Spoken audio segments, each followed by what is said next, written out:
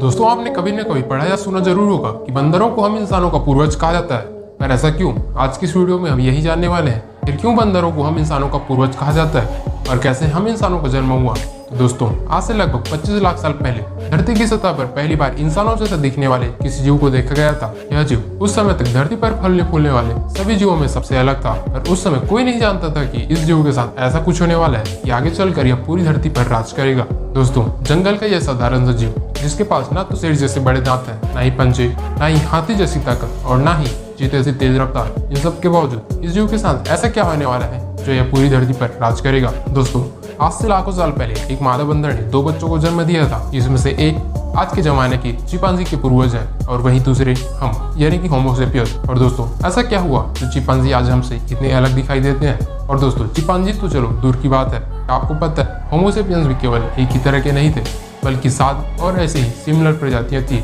जो उस समय धरती पर मौजूद थे। और दोस्तों, दुर्भाग्यवश ये सभी जीव प्राकृतिक आपदाओं का सामना नहीं कर पाए पर एक एक करके धरती से विलुप्त होते चले गए सिवाय हमें छोड़कर। और ऐसा क्या हुआ जो हम सरवाइव कर पाए और हमारे इतने सिमिलर भाई नहीं।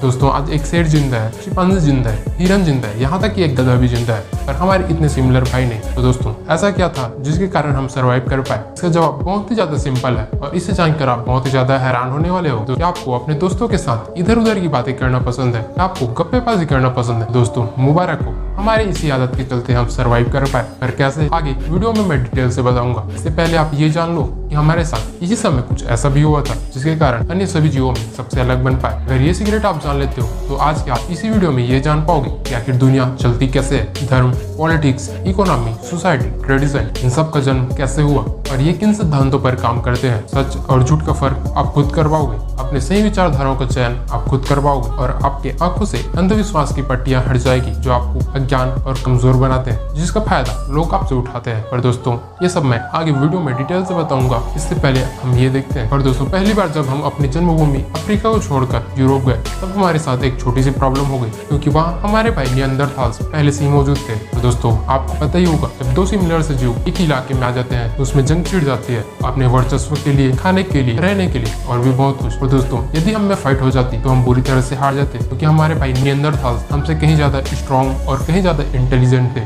और दोस्तों, हमारे साथ तो कुछ और ही हुआ था। इसी समय प्योर लक हमारे जीन में कुछ ऐसा म्यूटेशन आया जिसकी वजह से हमारे ब्रेन की वायरिंग चेंज होने लगी और हम कुछ इस तरह से सोचने लगे कि हम एक दूसरे से बातें करने के लिए लैंग्वेजेस बनाने लगे और इसी के चलते गप्पे मारना नेचुरली हमारे खून में आता है। दोस्तों, क्या आप इंटरेस्टेड नहीं होते हो ये जानने के लिए कि हमारे फ्रेंड सर्कल में कौन कैसा है, किस पर ट्रस्ट किया जा सकता है और किस पर नहीं? न जाने कितनी सारी जानकारियां हमारी गप्पे मारने की आदत के चलते जान पाते हैं और इसी के चलते हम ये भी जान पाते हैं कि किससे हमें खतरा है और किससे नहीं। दोस्तों, वैसे खतरे की जानकारी अन्य जीवों को भी हो जाती है और वो ये जान नहीं पाते कि आखिर खतरा किससे है। और हमारी बात करें, इमेजिन करो कि हमारे इलाके में एक शेर घुस आया है। दोस्तों, हमें पल भर में पता चल जाता है कि शेर कहाँ से आया है, शेर का कलर क्या है, शेर के बाल है या शेव्ड है, शेर को किस जगह से ट्रैप करना है, शेर को कैसे उठाकर लाना है और उसकी भरता बनाने की यम्मी रेसिपी क्या है। दोस्तों, ये सब हम कर पाते हैं लैंग्वेजेस और हमारे गप्पे मारने की आदत के चलते और इसी के चलते हम हमारे भाई निएंडरथाल्स को भी बुरी तरह से हरा पाए और उन्हें देखते ही देखते इस इलाके से विलुप्त कर पाए। दोस्तों, और ये से शुरू होता है इंसानी सभ्यता का अद्भुत सफर। दोस्तों, क्या जरूरी है कि हम लोगों से जो बातें सुनते हैं, हमारे दोस्तों से जो बातें सुनते हैं वो पूरी तरह से सच हो? क्या जरूरी है कि वो बातें हमारी सभ्यता के विकास के लिए हो या फिर उस सेल्फिश इंसान के स्वयं के विकास के लिए? और यही आती है वो दूसरी चीज जिसकी हमने बात कही, फिक्शन यानी कहानी कहना। और इसी की वजह से हम उन सारे सवालों के जवाब खुद कर पाते हैं जो अन्य दूसरे जीव नहीं कर पाते और यही कहानियां आगे बिलीव्स और विचारधाराओं में कन्वर्ट हो जाती है जिसके कारण हम बड़ी आबादी में और दूसरे होमो सेपियंस को इकट्ठे कर पाते हैं और फिर जन्म होता है धर्म का। और दोस्तों,